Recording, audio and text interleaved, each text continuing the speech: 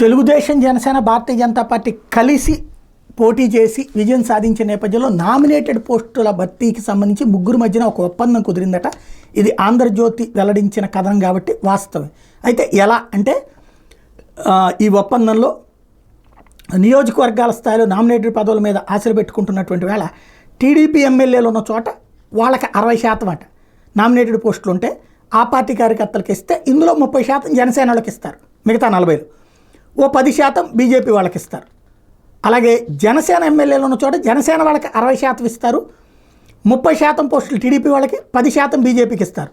అయితే ఇక్కడ బీజేపీ పట్ల వివక్ష ఏంటంటే బీజేపీ ఎమ్మెల్యేలు ఉన్న చోట 50% పదవులు మాత్రమే బీజేపీకి ఇస్తారు, మిగతా 50% టీడీపీ జనసేనలకు ఇస్తారట.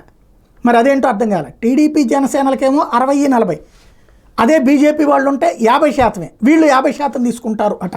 మరి ఈ ఒప్పందం ఎట్లా కుదిరిందో తెలియదు. జనసేన ప్రధాన కార్యదర్శి కె నాగబాబు బుధవారం సాయంత్రం పార్టీ నాయకులు, కార్యకర్తలతో టెలికాన్ఫరెన్స్ నిర్వహించారు. ఈ సందర్భంగా నామినేటెడ్ పోస్టుల సర్దుబాటు మీద స్పష్టత ఇచ్చారు. 10 ఏళ్లుగా పార్టీ కోసం పనిచేసిన నాయకులను గుర్తుపెట్టుకుంటాం, ఎమ్మెల్యేలంతా కష్టపడిన వాళ్ళకి గుర్తింపు ఇవ్వాలని, పదవుల భర్తీలో వాళ్ళకి ప్రాధాన్యం ఇవ్వాలని స్పష్టం చేశారు. నియోజకవర్గంలో పనిచేసే నాయకులు, కార్యకర్తలను గుర్తించి వాళ్ళ వివరాలు పంపించాలని కోరారు.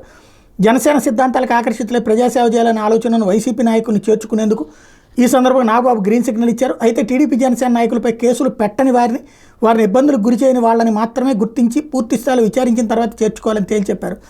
10 ఏళ్ల పాటు పార్టీ కోసం కష్టపడిన వాళ్ళని గుర్తించడంతో పాటు కేసులు నమోదైన వాళ్ళ వివరాలు కూడా పంపించమని సూచించారు.